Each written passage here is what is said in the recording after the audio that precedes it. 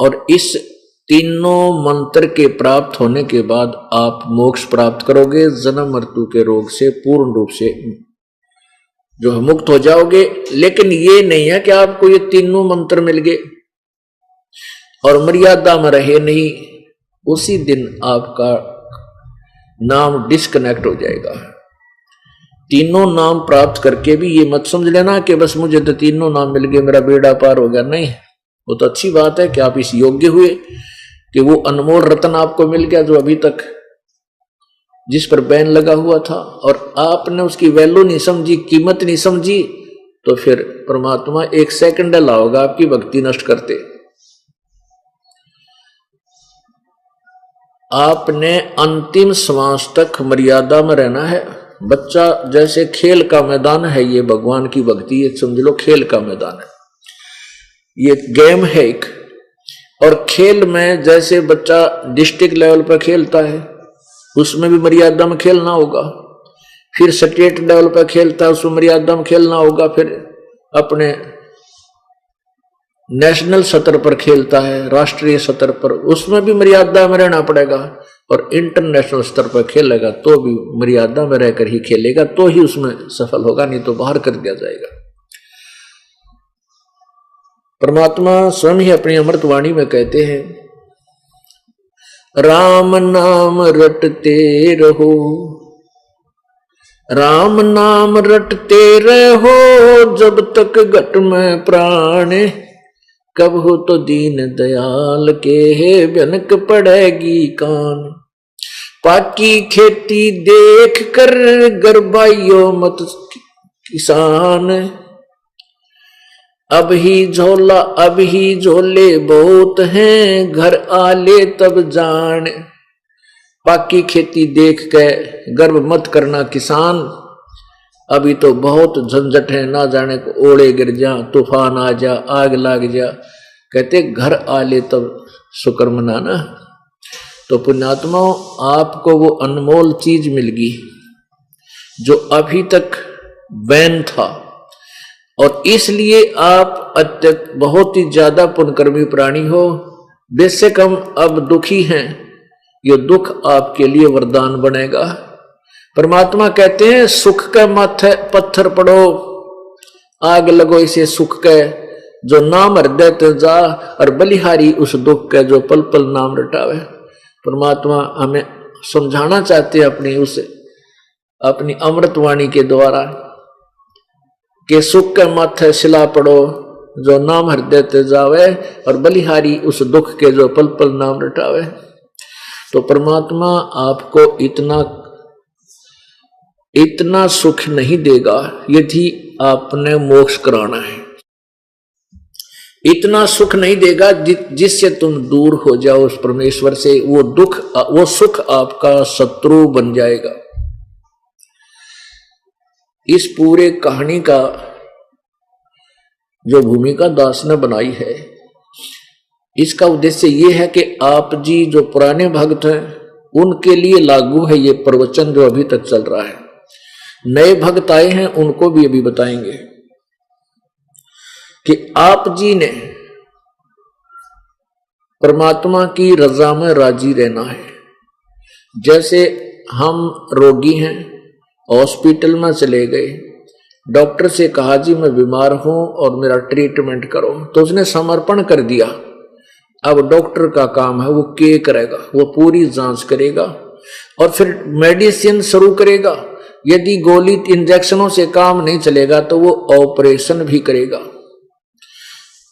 उसकी जीवन रक्षा के लिए उसने किसी अंग को भी काटना पड़ेगा तो वो काट देगा। तो वहां मरीज की नहीं चलेगी। हॉस्पिटल में जाने के बाद फिर रोगी ने अपनी नहीं चलानी चाहिए। अब डॉक्टर कहे ये इंजेक्शन लाऊंगा, उन्होंने कहा नहीं मैं नहीं लवाऊं ना, मेरे मत लगाना, तो फिर भाई जा अपने घर में। डॉक्टर कहता भी ऐसा करना पड़ेगा, ये स्थिति इतनी भयंकर आ गई है, तो रोगी को समर्पण करना पड़ेगा और यश करना पड़ेगा यदि जान बचाना चाहते हैं। तो पुण्यात्माओं, हम बहुत जन्म जन्मांतर के पाप इकट्ठे किए फिर रहे हैं और हम दो बातें हैं कि जैसे कोई पुण्यात्मा अभी आए हैं, आज ही उपदेश लिया है, और वो क्योंकि वो आते हैं, कैसे आते हैं, ज्ञान सुनकर। जैसे हमारे भक्त जिन्होंने 2 वर्ष 4 वर्ष 5 वर्ष 10 वर्ष हो गए, 14-15 वर्ष भी हो गए कईयों को,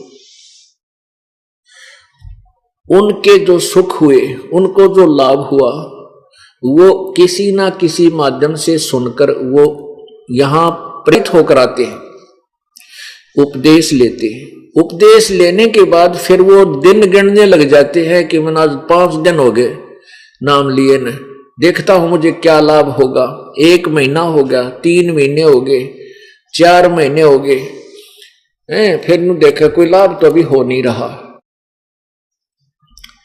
पुण्यात्माओं, इसके विषय में प्रभु बताते हैं कि धीरे धीरे रे मना, धीरे सब कुछ होए, माली सिंचै मूल को, समय आवे फल हो। माली सिंचै 100 घड़ा और समय आए फल हो। धीरे धीरे रे मना, धीरे सब कुछ हो, माली सिंचै 100 घड़ा और समय आए फल हो।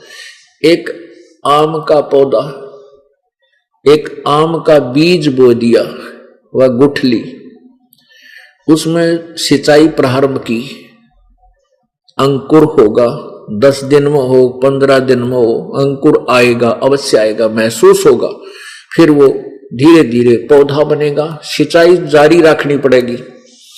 फिर वो बड़ा होगा, धीरे धीरे वो उसमें सैकड़ों घड़े पानी के डालने पड़ेंगे उस जिसने वो आम खाने हैं।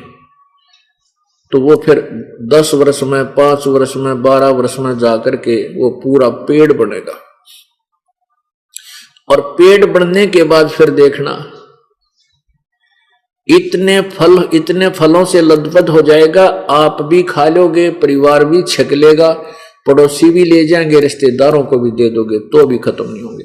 तो इसलिए आपने ये सत्य भक्ति रूपी आम का ये पौधा, ये बीजा है, ये बीज बीजा है। कुछ दिनों में आप देखना ही ना करना, समय देना परमात्मा को। तो पुण्यात्माओं, आप वहां से प्रेरित होकर आते हो और कुछ दिनों को आप डिमांड कुछ लेकर आते हो और वो नहीं हो पाती है। आप ये मत समझना कि आपको राहत ना मिल रही। आप डॉक्टर के पास जाते हो, आपके पेट में दर्द, आपकी टांग में पीड़ा है, और आप कहते हो जी मेरी टांग में पीड़ा है, जांग के पास में। तो वो पीड़ा आपको, जांग के पास जो पीड़ा होती है, वो पेट के अंदर कोई भयंकर रोग है, और डॉक्टर आपकी जांग को नहीं देखेगा, वो पूरी टेस्ट करके देखेगा, उस रोग को ढूंढेगा। तो उसमें हम देखते हैं जैसे कोई एक्सीडेंट हो गया, उसका पीड़ा बहुत ज्यादा हो रही है किसी विशेष टांग टूंग पे, और अंदर कोई ऐसा जख्म हो गया है कि अंदर उसका ब्लड शरीर के अंदर प्रवेश हो रहा है। तो डॉक्टर उस टांग के दर्द ना देखे, वो तो उस जो अंदर से ब्लड लीक होकर अंदर ही जा रहा है, उसको पहले ऑपरेशन करके उसने ठीक करेगा, और टांग वाले दर्द ने बाद में देखेगा, नहीं तो उसकी जान चली जाएगी। तो पुण्यात्माओं और परमात्मा को ये पता है कि ये डिमांड तो इसकी पूरी होगी नहीं, इसकी तो मृत्यु 10 दिन में हो लेगी। तो वो पहले आपके उस अपने कोटे तक और साथ में आपके पुनों को जोड़ के वो परमात्मा आपके जीवन को एक्सटेंड करेगा। वह डिमांड तो बाद में हो जाएगी, या जन्नत चलेगी, भक्ति भी गई, वह डिमांड भी रह जाएगी। तो ये सत्कर मान लेना, हम बिल्कुल अबोध हैं, हम बिल्कुल अनजान हैं, क्योंकि डॉक्टर की वाले ज्ञान को मरीज नहीं रख सकता। तो परमात्मा हमारा डॉक्टर है, और ये दास उसका कंपाउंडर है। जो आदेश वो देता है आपको, वही ट्रीटमेंट ये दास देता रहता है, और आपको पूर्ण लाभ होगा, पूरा ट्रीटमेंट होगा, ये सत्कर मान लेना। आप जैसे नाम उपदेश ले लिया, और कुछ दिनों के बाद साल, 1 वर्ष 6 महीने हो जाते हैं। आप क्या कहते हो जी, मैंने पाठ भी करा दिया और फिर भी कोई लाभ नहीं हुआ। यही कमजोरी है हमारी कि हम पूर्ण ज्ञान नहीं समझ पाते। अब जैसे सर्दी है, सर्दी बहुत ज्यादा है और आपको किसी ने सलाह दे दी भाई कंबल ओढ़ ले, आपने वह कंबल ओढ़ लिया और कंबल ओढ़ने के बाद भी सर्दी लग रही है।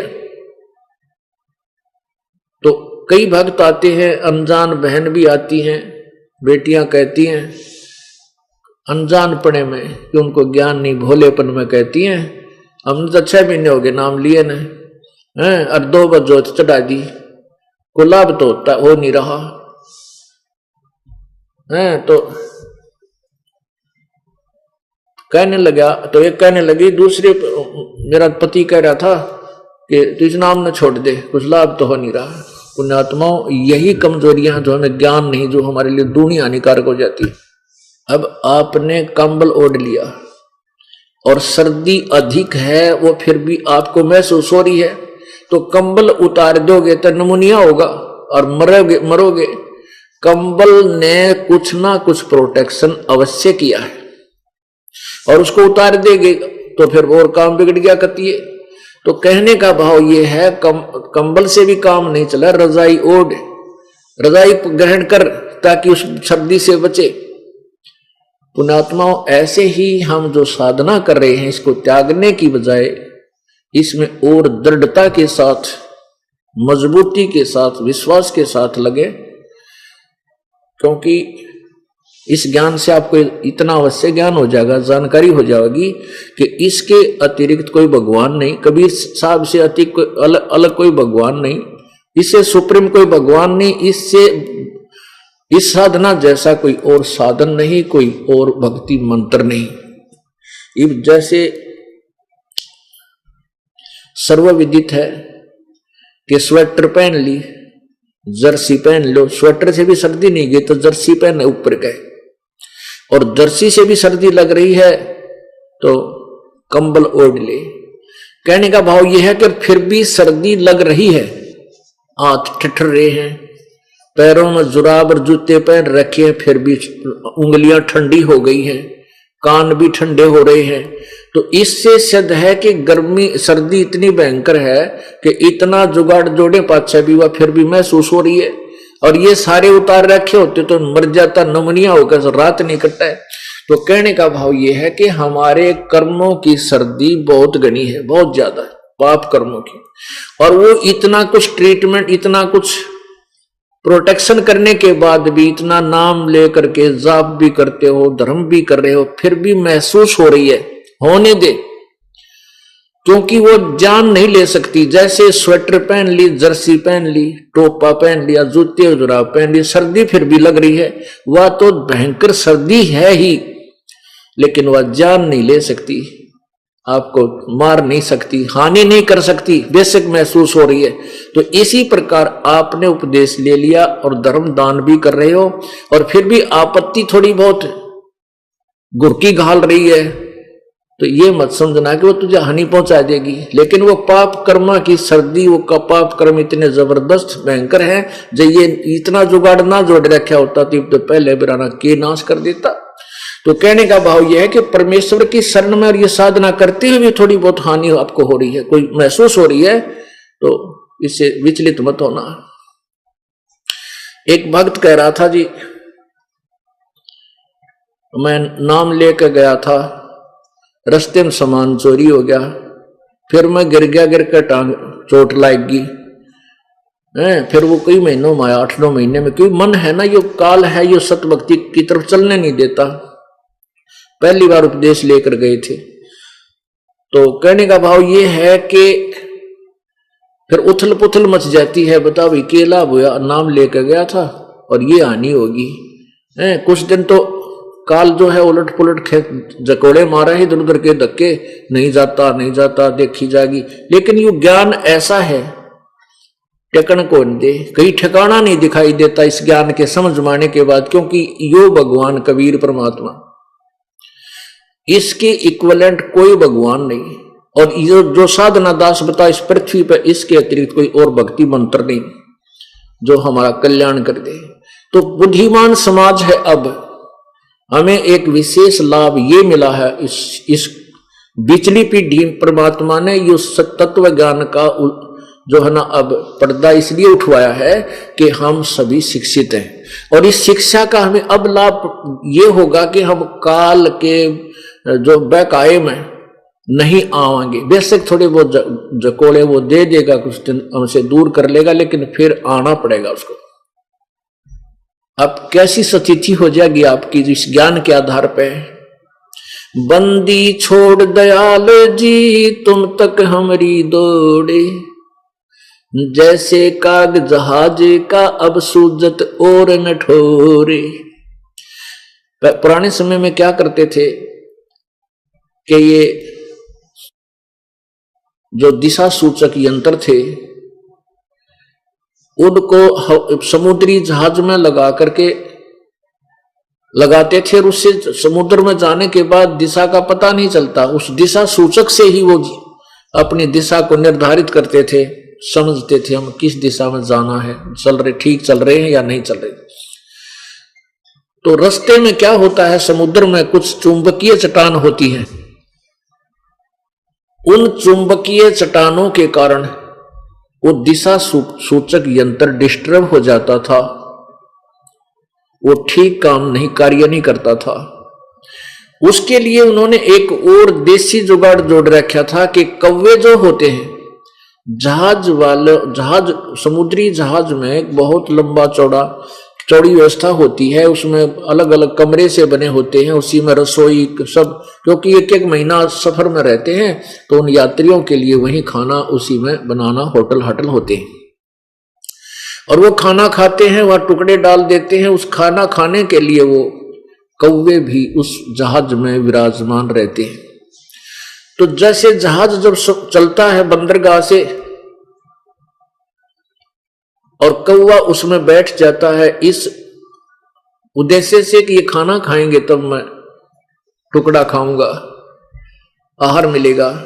रात्रि हो जाती है, शाम के समय खाना खा रहे हैं, उस लालच में बैठा चला जाता है और रात इतने जहाज काफी दूर तक चला जाता है, रात्रि हो जाती है।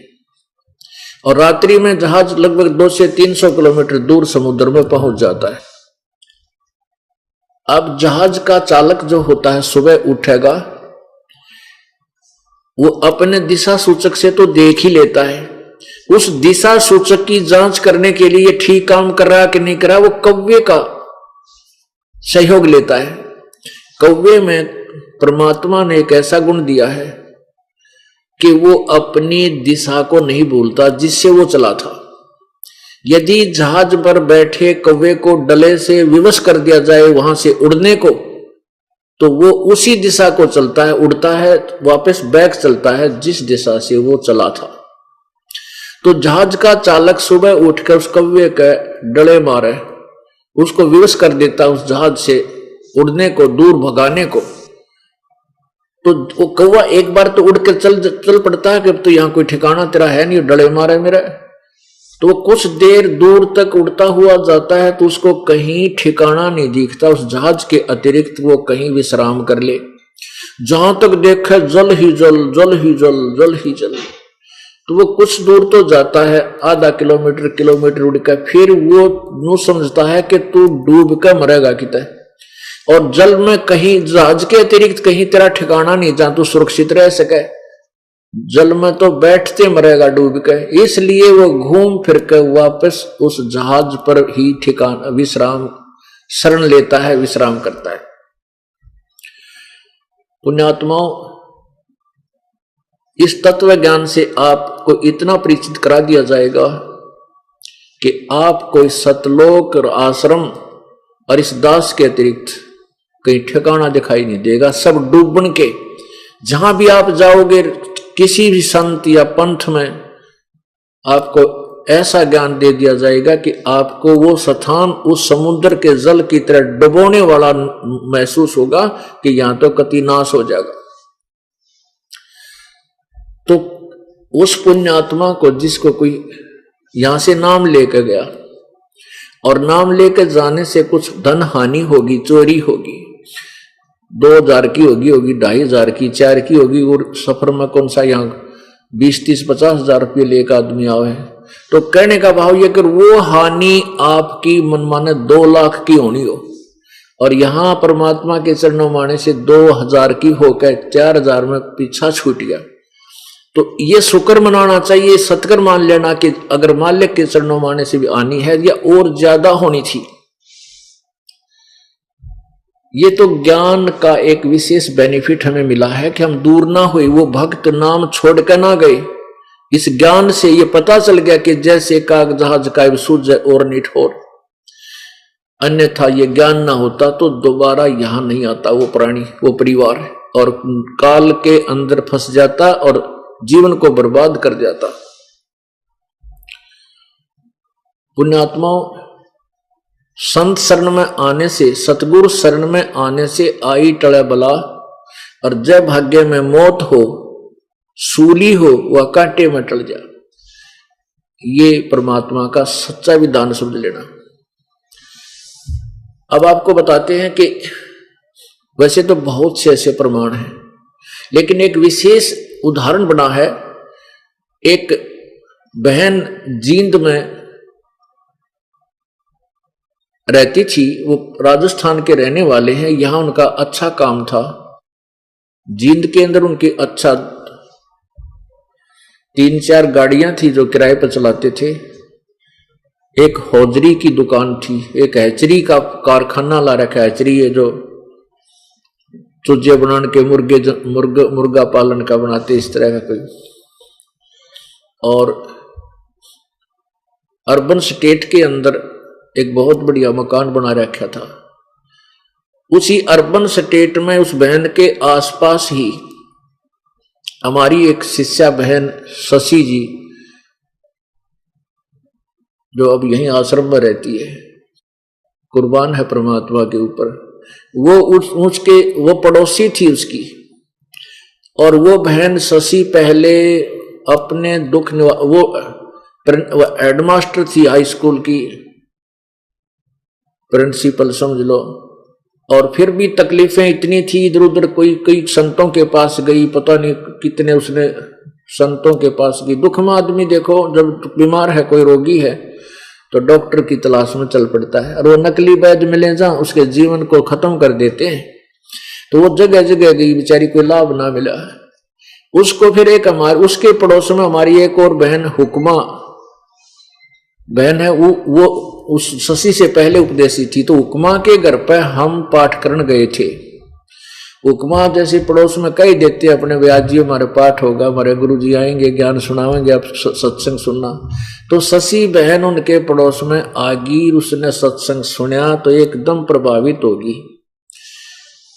कुछ समझदार थी, बुद्धिमान थी, तुरंत ज्ञान को समझ के नाम ले लिया। और नाम लेने के बाद 1 वर्ष के अंदर अंदर उसको काफी राहत मिली। तो पुण्यात्मा आत्मा बता देती है कि यहां कुछ आराम अवश्य हो रहा है। तो फिर जब वो सुखी हुई तो उसने अपनी सहेली, एक श्यामा बहन थी, श्यामा दीक्षित, और वो थी दुर्गा की पुजारन कट्टर। उस बहन को शशि ने कहा कि आप हमारे गुरुजी से नाम ले लो, आप इतनी अच्छी आत्मा हो, इतनी भक्ति करते हो, अगर यदि ऐसी भक्ति आप यहां कर लोगे तो तुम्हारा कति कल्याण हो जाएगा। काफी ज्ञान समझा करके वो हमारे पास ले आई। आश्रम जींद में था, एक छोटा आश्रम, पहले हमारा बस वही था। ये 1997 की बात है, 96-97 की। 1994 में ये दास नाम दान करने लगा था मेरे पूज्य गुरुदेव के आदेश से। वहां उसने कहा, शशि ने कहा बहन जी ने कि ये नाम लेना चाहती है जी।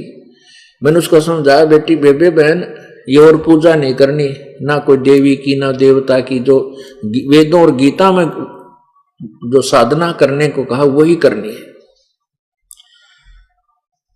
तो वो कहने लगी, जी मैं तो दुर्गा की, अपनी देवी की पूजा करती हूं, मैं देवी ने ना छोड़ सकती, मुझे तो देवी दर्शन देती है।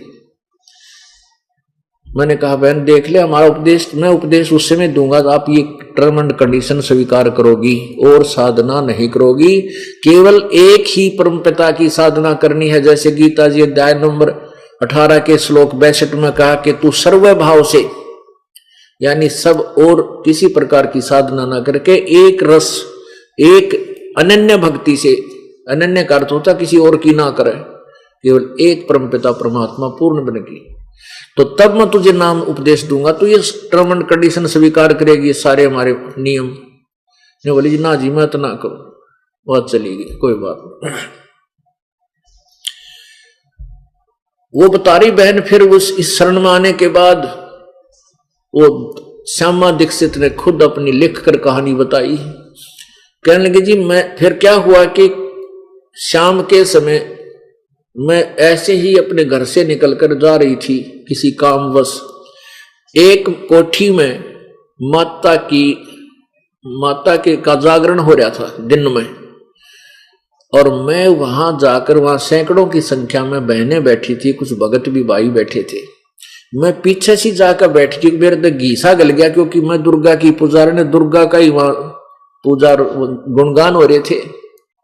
मैं पीछे बैठ गई चुप करके, तो एक औरत में बोला माता बोल रही थी, उस माता ने आवाज लगाई कि श्यामा तो मेरे पास आ जा, तो मेरी परम भक्तनी है। और मैं पहली बार गई उनके उस जागरण में, मैं चुप बैठी रही, कोई और श्यामा होगी। तो दूसरी बार फिर उसने कहा, तीसरी बार फिर आवाज लगाई, जब एक भक्त खड़ा होकर कहने लगा भाई कौन है वो बहन श्यामा, यहां आ जा, देवी पुकार रही है। श्यामा कौन है? वह श्यामा भी मैं एक लिए थी उनमें, तो मैं खड़ी होगी भी श्यामा तो मैं हूं, मैं तो आज आई हूं, क्या आप आज आगे आ जाओ। वो देवी ने कहा यही है यही है। वह देवी बोल रही थी उस बेबे में, अब बोल रही थी भूतनी, ठीक है ये नई देवी बन रही थी, फिर भी जो उसने वो मान रही थी कि वह देवी बोल रही थी सुन।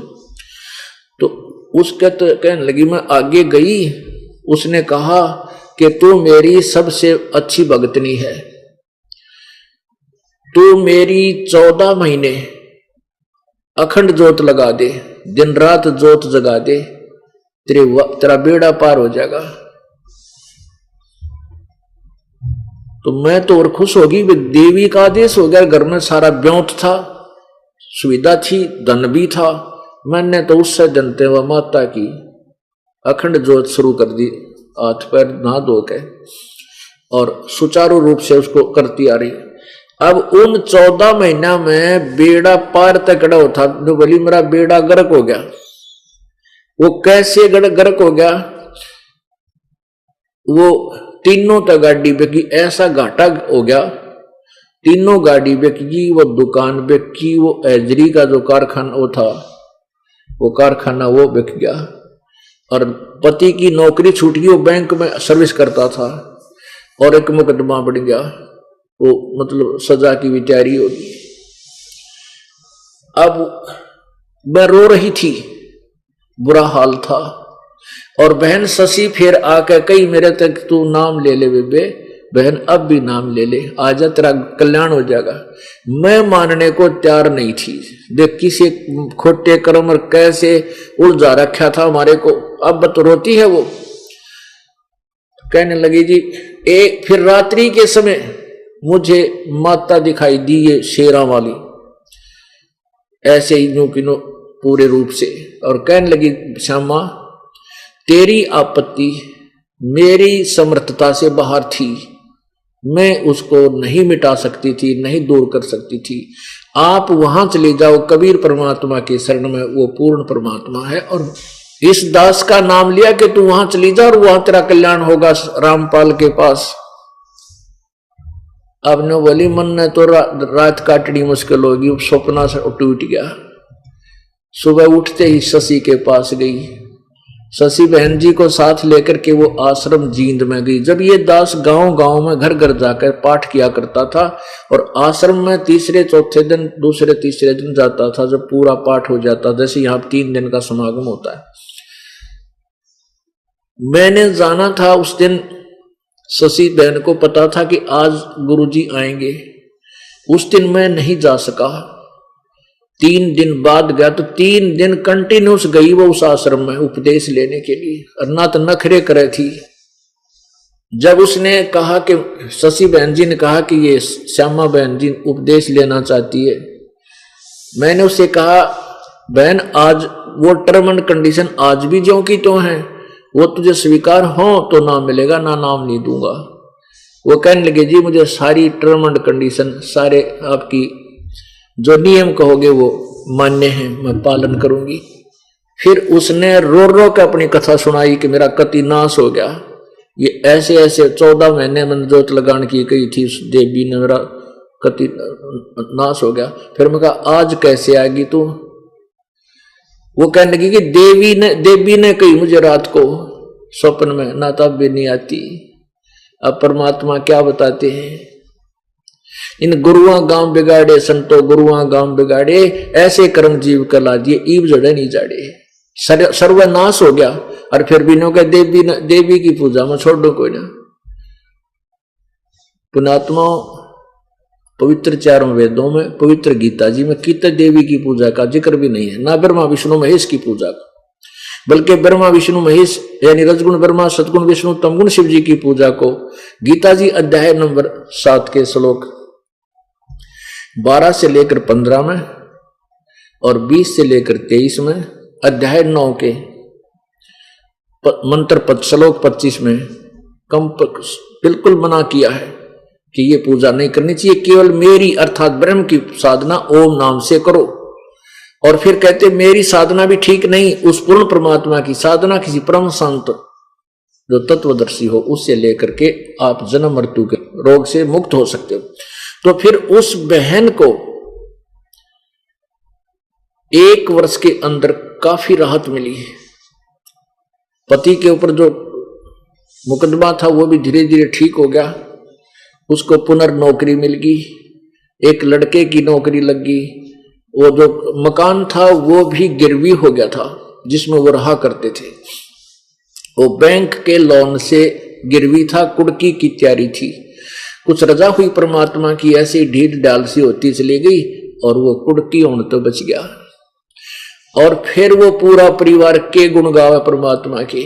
मैंने उस श्यामा से कहा बहन एक बात बता, यदि तू उस दिन ये नाम ले लेती जिस दिन पहली बार बहन शशि तुझे लेकर आई थी, और तुझे 30 लाख का टोटा हो गया, घाटा 30 लाख का हो गया, यदि ये नुकसान तुझे 30,000 में टल जाता तो नाम त्याग देती। न्यो कहती कि आज नाम लेकर आई थी, ऐसा नाम लिया, मेरा 30,000 का नुकसान खड़ा हो गया। तुझे होना था 30 लाख का, और जब वो हो जाता 30,000 का नाम लेने के हफ्ते 10 दिन के भीतर, ये तो होना तो था तेरी गेला, ये बिजली गिरनी थी तो गिर चुकी, शुक्र है नाम ना लिया तूने, तो तू नाम ले लेती, सपने में भी इधर झांक कर नहीं देखती परमात्मा की तरफ। और हालांकि भगवान ने तेरी इतनी आपत्ति टाल दी होती, तुझे पता भी नहीं होता। तो वो कहती है जी सचमुच यह सच्ची बात है, यदि नाम लेने के बाद मुझे 30 मंतव्य तक नुकसान देखा ही नहीं था, और अगर 30,000 का नुकसान हो जाता तो मैंने सोचू देवी रुष्ट होगी और यो नाम ऐसा ले लिया, उससे दिन त्याग दूं, आपकी तरफ देखूं भी नहीं। और अब वो कहती है वो आपत्ति में हमारे परिवार के लिए वरदान होगी, क्योंकि हमें भगवान मिल गया। वो आपत्ति ना आती, वो नाश ना होता तो मैं उस काल के पाले ने छोड़ती नहीं। आज परमात्मा ने उससे अधिक ठाठ कर दिए, सारी मौज कर रखी है। अब वो बल्कि कहीं और जाकर के अच्छे स्थान पर स्थित होगी है। तो पुण्यात्माओं ये सत्कर मान लेना। अब जो मैं कहां से आपको शुरुआत की थी कि जैसे ही वो बच्चे बता रहे थे कि हम 2,000-4 हजार का नुकसान हो गया होगा, टांग का चोट लगी होगी, तो वो ज्ञान आधार से बच गए, नहीं तो काल ले गया था खींच के। उन्होंने काल ने तो डला मार दिया था, उड़ा दिए थे जहाज से, लेकिन इस ज्ञान के आधार से कहीं और दिखाई नहीं देता कि कहां बैठूं तो मरूंगा जाते ही, तो विद्वान समझदार बच्चे थे, वापस फिर आगे पुनरुपदेश लिया। मैं बेटा इतनी सोच तेरे में जरूर आई है, क्या का नाम है, क्या फायदा हुआ, तो भी नाम टूट गया। और पुनरुपदेश ले, विश्वास के साथ दृढ़ता से लग जा, ना जाने के बिजली गिरनी थी, जान जानी और टांग का चोट लाग कर बच की, शुक्र मनाना। तो ये ज्ञान से भी हम परमात्मा के चरणों में रह सकेंगे, अन्यथा काल तक 24 घंटे दाव लगाए बैठा है, किस प्रकार इसने भगवान से दूर करूं। तो पुण्यात्मा मुश्किल से रास्ता मिला है, इसे दूर नहीं होना। इस ऑपरेशन थिएटर के बाहर मत जाना, जाते मरोगे। मरने का तात्पर्य है कि फिर और तक की तो है ही नहीं इलाजियो। जैसे कुछ ऐसे ऑपरेशन हैं, ऐसे ट्रीटमेंट हैं जो ऑल इंडिया इंस्टीट्यूट दिल्ली से नीचे हो ही नहीं सकते, और उसने त्याग कर की तो कहीं और बैठा जाकर किसी डॉक्टर का ठीक और लालच में उसने इंजेक्शन लाए जाएगा, तो अपने पैसे ऐंठ लेगा, लेकिन आखिर में मृत्यु को प्राप्त होगा, विनाश को प्राप्त होगा। तो इस स्थान को त्याग कर आप कहीं भी जाओगे, आपका कल्याण नहीं हो सकता, हानि ही हानि है।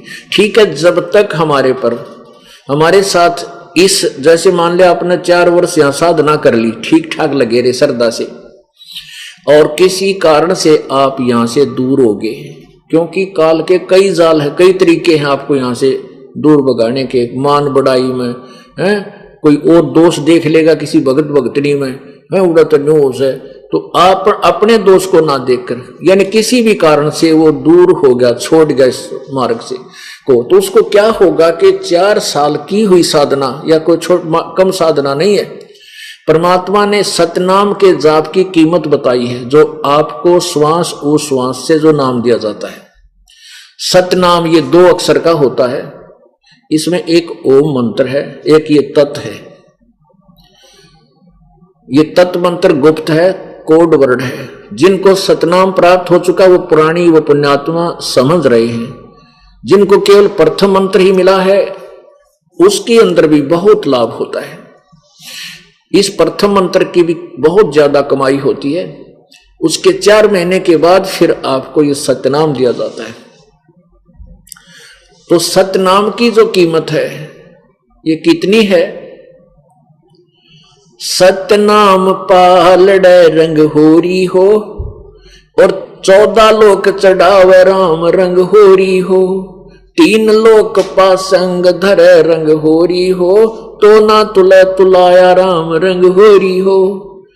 एक तराजू होती थी, ऐसे पकड़ कर तो लिया करें, गाँव में मतलब भी होगी, वैसे तो आजकल इलेक्ट्रॉनिक चाल पड़ी, लेकिन दुकानों में आपने देखी होगी, कांटे है गटांग दे, उसका 2 पलड़े होते। तराजू यानी बैलेंस हिंदी में और तुला अंग्रेजी में। तो उस तराजू के 2 पलड़े होते हैं, ऐसे रस्सी से बंधे हुए, डंडी से बंधे होते हैं। तो परमात्मा क्या बताते हैं? पासंग, पासंग क्या होती थी? पासंग समझो, क्योंकि परमात्मा की वाणी को समझने के लिए हमें, तो ये परमेश्वर ने जो ज्ञान दिया है सिंपल लैंग्वेज में दिया, जो साधारण आदमी समझ सके, तो उसके लिए आप बच्चे जो है, अब उन पुराने जो टोटकिया ने कम जाना है, ये दास ऐसे समय में जन्म हुआ दास का सन 1951 में, कि उस समय ये अपने सारे जो देसी नाम थे हमारा याद हैं, और ये परमात्मा की वाणी भी अपनी लोकल लैंग्वेज में ज्यादा लिखी हुई है। तो उस इसलिए दास को ऐसे समय में जन्म दिया कि वो भी हमारा याद है, और ये अब की शिक्षा भी हमने ग्रहण कर ली, दोनों मिली हुई, दोनों से ये ज्ञान सुलझता है। तो पासंग किसे कहते हैं? उस तराजू के अंदर पहले पुराने समय में एक तराजू आया करती, ताखड़ी, उसमें एरर होती थी, उसने पासंग कहा करते हैं। और उस एरर को ठीक करने के लिए वो जो सामान तोलना होता, जैसे कोई कणक तोल रहा है, गेहूं तोल रहा है, तो गेहूं ही उठाकर एक मुट्ठी उस तराजू के उस पलड़े में रखते थे जो ऊपर न उठ रहा होता था, जो एरर थी जिसमें, उन दोनों को एकसार करने के लिए, बैलेंस बनाने के लिए वो थोड़ा सा गेहूं उठाकर दूसरी तरफ रख देते। वो यूजलेस था, उसका सौदा नहीं होता था, उसकी तो गिनती नहीं होती थी उस सौदे में, और उसी तरफ बाट रख देते थे बट्टे। किलोग्राम धड़ी जो भी हो 5 किलो, और फिर दूसरे पलड़े से वो सौदा तोला करते थे गेहूं। तो कहने का भाव ये है कि 3 लोक, ये पृथ्वी लोक और स्वर्गलोक और नीचे एक पाताल लोक, इन 3 लोकों की तक गिनती नहीं। सुनाम के सामने जो कीमत एक श्वास की जो आपको की वैल्यू मिलेगी, ये तो न्यू है वो पासिंग की तरह, जैसे गेहूं उठा के एक मुट्ठी एक तरफ ने गिर दिए तराजू में, वो तो उनका तो गिनती है नहीं है। और 14 लोक चढ़ावा राम रंग हो रही हो, वो 14 लोक भी एक पालड़े में दर दे। इस एक ब्रह्मांड में ये 3 लोक और 14 लोक ये ही साजबाज है। कहने का भाव यह है कि सतनाम पालड़े रंग होरी हो। सतनाम का एक श्वास उश्वास, जैसे श्वास उश्वास, ये सतनाम श्वास उश्वास से सिमरण होता है, ये 2 मंत्र का है। और सतनाम का एक सिमरण श्वास उश्वास से पूरा हो गया। एक बार श्वास बाहर छोड़ा उस मंत्र सहित, दूसरे मंत्र सहित अंदर लिया, तो वो एक सिमरण हो गया सतनाम का। उस एक सिमरण की कीमत कितनी बताई? एक स्मरण की कीमत कितनी? एक मंत्र के की कि 3 लोक पासंग धरे रंग होरी हो, तो ना तुले तुलाया राम रंग होरी हो। ओहो,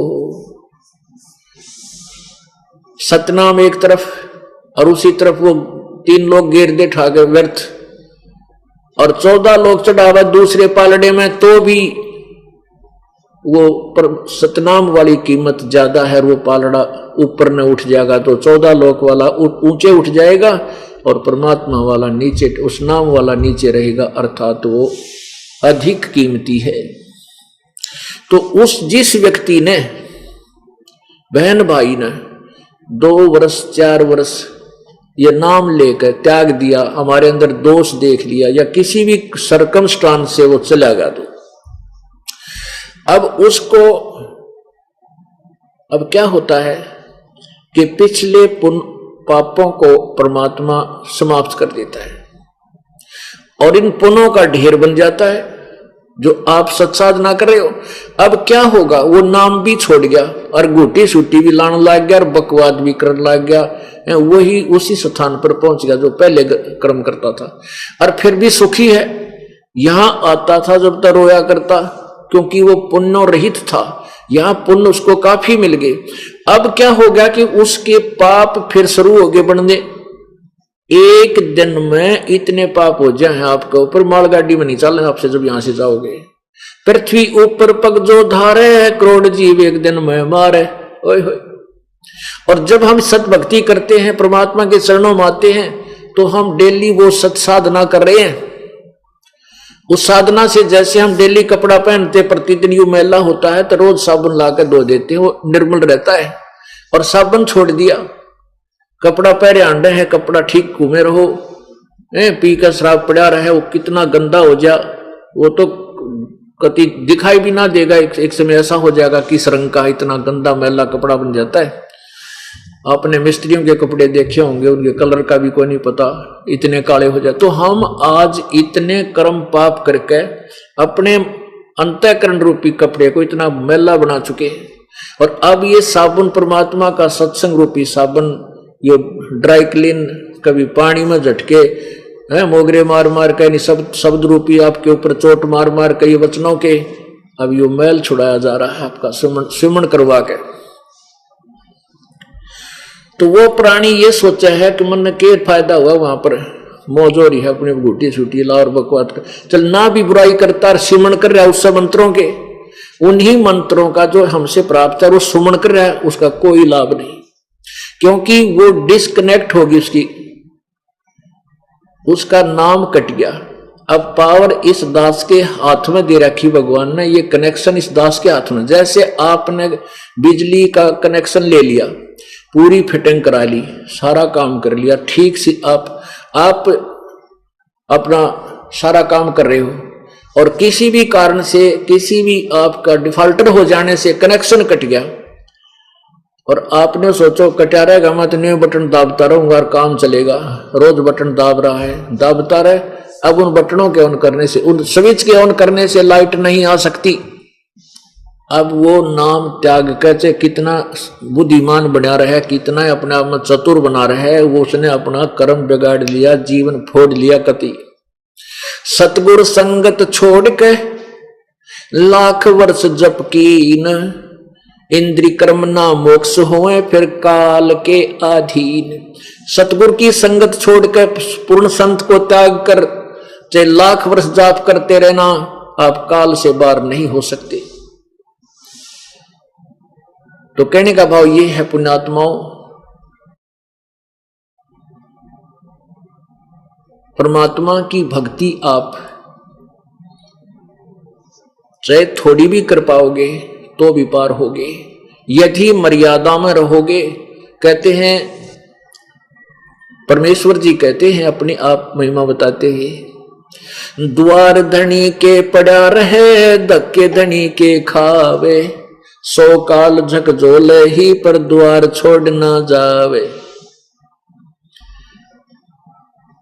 आखिरी सांस तक परमात्मा के चरणों में रहे, मर्यादा में रहे, चाहे काल कितने झटके दे, द्वार छोड़कर नहीं जाना चाहिए, यानी दूर नहीं होना चाहिए, तभी वो प्राणी अपना मोक्ष करा सकेगा। पुण्यात्माओं, प्रसंग चल रहा है, जग सारा रोह गया रे जिन सतगुरु वैद न जाण्या, जग सारा रोगिया रे, जग सारा रोगिया रे जिन सतगुरु वैद न जाण्या, जग सारा रोगिया रे। भाई जन्म मरण का रोग लगा है या तृष्णा बडरी खांसी, जन्म मरण का रोग लगा है तृष्णा बडरी खांसी, आवागमन की डोर गले में पड़ी काल की फांसी, जग सारा रोगिया रे जिन सतगुरु वैद न जाण्या, जग सारा रोगिया रे, जग सारा रोगिया रे जिन सतगुरु वैद न जाण्या, जग सारा रोगिया रे। भाई सच्चा सतगुरु कोई न पूजे, इन झूठों जगपतियासी, सच्चा सतगुरु कोई न पूजे, इन झूठों जगपतियासी, अंधे की बाँ गही अंधे नये मार्ग कौन बतासी, जग सारा रोगिया रे जिन सतगुरु वैद न जाण्या, जग सारा रोगिया रे, जग सारा रोगिया रे जिन सतगुरु वैद न जाण्या, जग। भाई देखा देखी गुरु शिष्य बन गए, किया नहीं तत्व विचारा, देखा देखी गुरु शिष्य बन गए, किया नहीं तत्व विचारा, गुरु शिष्य दोनों के सिर पे उकाड़ ठोके पंजारा, जग सारा रोगिया रे जिन सतगुरु वैद न जाण्या, जग सारा रोगिया रे, जग सारा रोगिया रे जिन सतगुरु वैद न जाण्या, जग। भाई सार शब्द सर जीवन बूटी, गैस गैस अंग लगावे, सार शब्द सर जीवन बूटी, गैस गैस अंग लगावे, कहे कबीर तुम सतकर मानो ये जन्म मरण मिट जावे, जग सारा रोगिया रे जिन सतगुरु वैद न जाण्या, जग सारा रोगिया रे, जग सारा रोगिया रे जिन सतगुरु वैद न जाण्या, जग सारा रोगिया रे।